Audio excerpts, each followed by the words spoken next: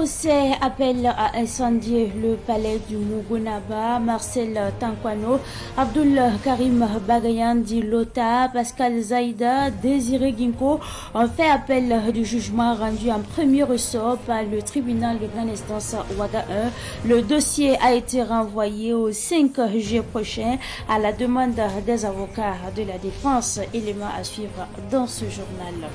Propagande de désinformation. L'objectif, c'est de faire fuir les investisseurs étrangers, mais les investisseurs sont là, relate le professeur Amidou Sawadogo, enseignant-chercheur en économie.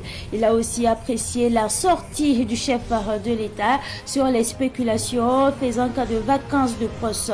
Il invite cependant les autorités à travailler de telle sorte que les fausses informations ne prennent pas le dessus sur les vraies informations. Vous entendrez le professeur Amidou Sawadogo dans ce journal. Mesdames et messieurs, bonsoir et bienvenue à ce rendez-vous consacré à l'actualité sur Savan TV. Appel à incendier le palais du Mugunaba Bango. Le dossier en appel renvoyé le 5 juillet 2024.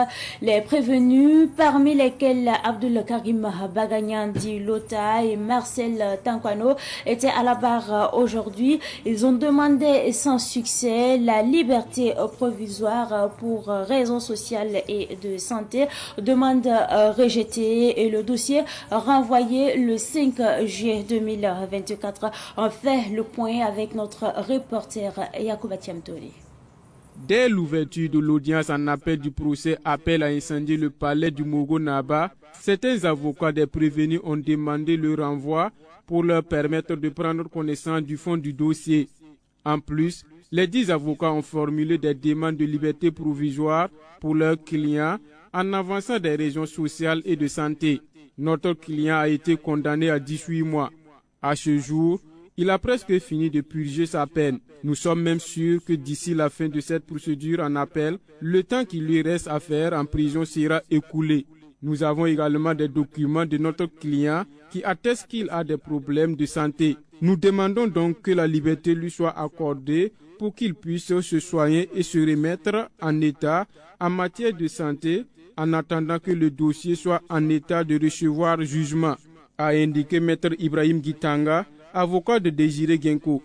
L'avocat du prévenu Abdul Karim Bagia dit Lota, quant à lui, a évoqué des funérailles et un enterrement auquel son client doit assister. Il a par ailleurs rappelé que son client ne va pas disparaître. Il a rassuré que son client sera présent à l'audience prochaine en ces termes. Notre client est également un commerçant et depuis qu'il est en détention, ses affaires sont à l'arrêt.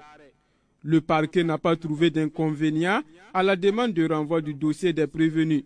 Toutefois, il s'est opposé à la demande de mise en liberté provisoire formulée. Vous savez que par principe, je m'oppose toujours aux demandes de liberté provisoire pour plusieurs raisons. On va libérer qui et puis laisser qui en détention, a-t-il questionné. Un renvoi de dossier surprenant, selon l'avocat de Marcel Tankwano, Maître Paul Kéré. On s'est tellement battu pour faire programmer ce dossier en appel que j'étais moi-même un peu surpris de la demande de renvoi, d'autant plus que les avocats étaient en fait dans la procédure en première instance. Qu'à cela ne tienne, les droits de la défense sont un principe élémentaire et fondamental du procès pénal, comme le procureur général l'a rappelé. Donc le dossier a été renvoyé au 5 juillet pour la simple raison qu'il y a des confrères qui ont demandé le renvoi pour pouvoir préparer au mieux les intérêts de leurs clients. Dès lors que le dossier est renvoyé, évidemment, la demande de liberté provisoire était devenue une conséquence inévitable. La Cour a finalement décidé de renvoyer à la fois son délibéré sur les libertés provisoires et le début du procès en appel au 5 juillet prochain. Abdul Karim Bagian dit Lota, Pascal Zaïda, Marcel Tankwano, Désiré Genko et Karim Kone sont condamnés à des peines de prison ferme et des amendes. Il a été retenu contre eux le 7 juillet 2023 les infractions de mise en danger de la vie d'autrui, divulgation de fausses informations et appel à incendier le palais du Mugunaba via WhatsApp et Facebook. Parmi la dizaine de prévenus, 3 avaient été relâchés au bénéfice du doute. Dans l'actualité de ce 21 juin 2024, nous revenons sur le Conseil des ministres. Le Conseil des ministres qui s'est tenu hier sous la présidence du chef de l'État, le capitaine Ibrahima Traoré. Plusieurs décisions ont été prises. Le Conseil a donc décidé de dynamiser le secteur de l'éducation, de promouvoir le secteur minier. Il s'est tenu peu après la visite du chef de l'État, le capitaine Ibrahima Traoré, à la télévision nationale. Les détails avec notre reporter, il s'agit bien sûr de Sidiki Kabri. Plusieurs décisions importantes ont été prises au Conseil des ministres.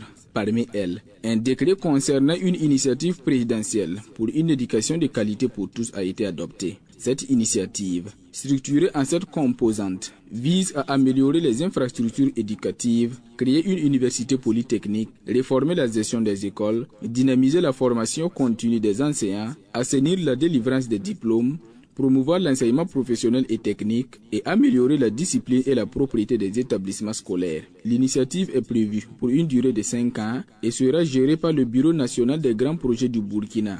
En outre, un rapport d'exécution budgétaire pour le premier trimestre 2024 a montré des performances de recouvrement satisfaisantes à 95%. Le ministre de l'économie Aboubakar Nakanabo a annoncé une prochaine loi rectificative du budget pour ajuster les dépenses et concentrer les ressources sur les secteurs sociaux, notamment l'éducation et la santé, visant à ramener le déficit budgétaire à 3,6%. Au compte du ministère de l'Énergie, 3 décrets ont été adoptés.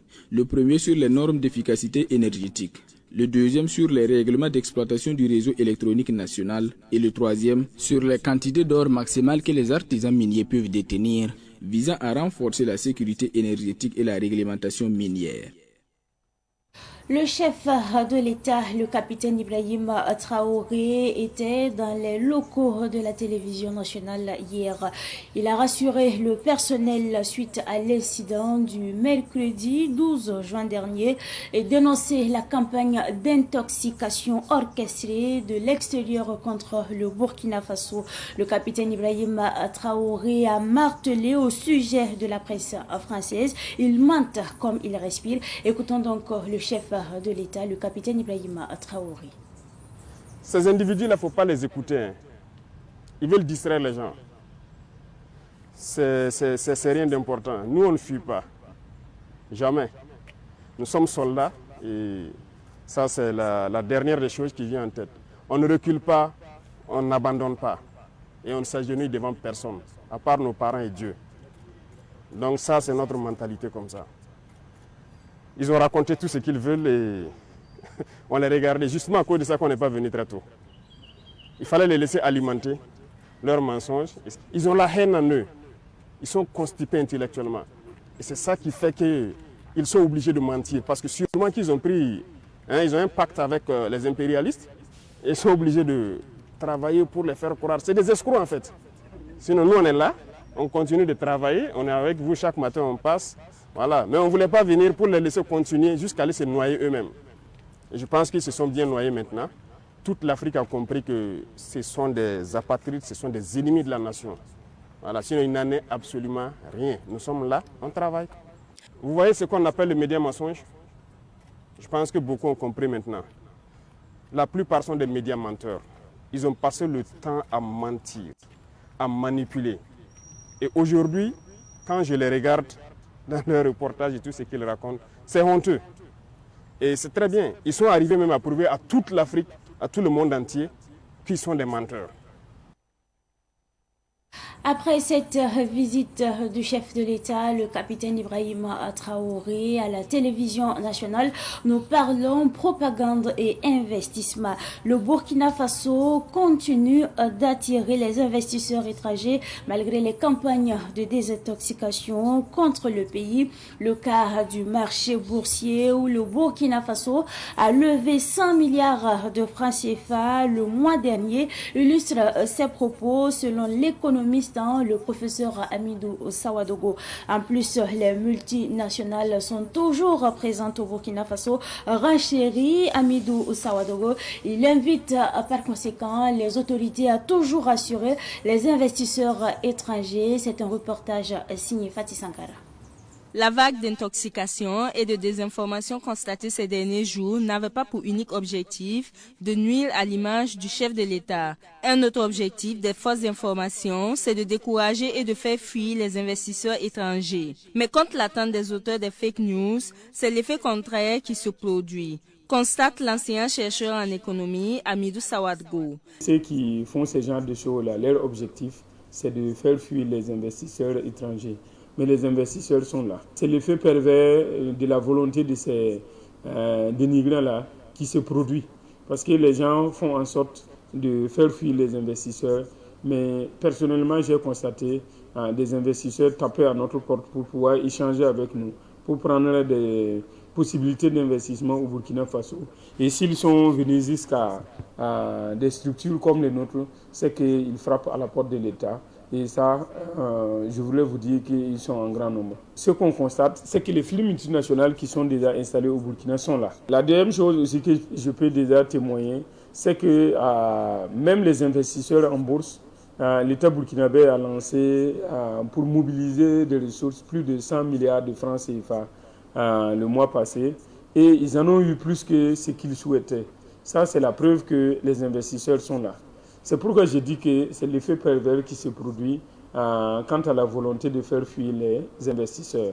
À la question de savoir si la dernière sortie du président du Faso peut rassurer les investisseurs étrangers et les Burkinabés, le professeur Hamidou Sawadgo est confiant. Moi, en tout cas, personnellement, les réactions m'assurent parce que j'ai compris que le président, moi je l'ai écouté la fois dernière quand il a fait son intervention à la RTB, où il disait qu'il voulait laisser essentiellement certaines personnes qui sont dans les spéculations, la mauvaise spéculation, de spéculer pour que la population puisse se rendre compte de leur degré de volonté, de nuisance essentiellement au Burkina Faso. J'ai apprécié aussi quand même sa sérénité parce que quand vous êtes président du Faso et puis les gens déclarent de partout que vous avez fui et qu'il y a vacance de poste et vous restez quand même serein sans réagir quand même. Je voulais dire que c'est quand même un courage extrême. Je pense que lui, il a atteint son objectif, mais ses détracteurs n'ont pas réussi, ils n'ont pas atteint leur objectif. Ça discrédite quand même ceux qui disaient quand même qu'il y avait vacance de poste. Pour le professeur Hamidou Sawadgo, les autorités doivent travailler afin d'éviter que les fausses informations ne prennent le pas sur les vraies informations. Le bimensuel L'événement et l'émission 7 Info de la chaîne BF1 suspendu par le Conseil supérieur de la communication CSE. Le journal L'événement est suspendu pour un mois à cause de la publication le 10 juin dernier de l'article intitulé 400 millions de francs CFA des VDP détournés. Le capitaine Prosper Boina s'en est allé avec son témoignage.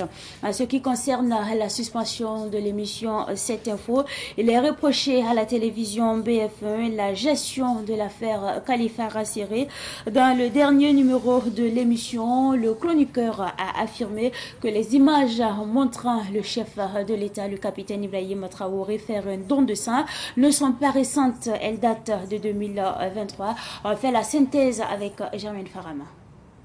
Le bimensuel L'événement et la télévision BF1, sanctionnés par le Conseil supérieur de la communication. Le CSC, en ce qui concerne BF1, décide de la suspension de l'émission 7 Info pour 2 semaines. Cette suspension est consécutive au traitement de ce que l'on pourrait appeler l'affaire Khalifa Rassiré, qui a affirmé au cours du dernier numéro de l'émission que les images montrant le chef de l'État en train de donner son sang sont des images d'archives. Le média a été auditionné et le CSC reconnaît des manquements dans le traitement. Si le présentateur a recadré l'intervenant, l'émission a malheureusement été rediffusée et le direct sur les réseaux sociaux toujours disponible. Cela constitue un manquement selon les conseillers. Pour ce qui est de l'événement, l'article incriminé est intitulé 400 millions de francs CFA des VDP détournés. Le capitaine Prosper Boina s'en est allé avec ses témoignages parus le 10 juin dernier. Le CSC a suspendu le journal de parution pendant un mois et lui enjoint de supprimer sans délai l'article incriminé de tous ses supports numériques.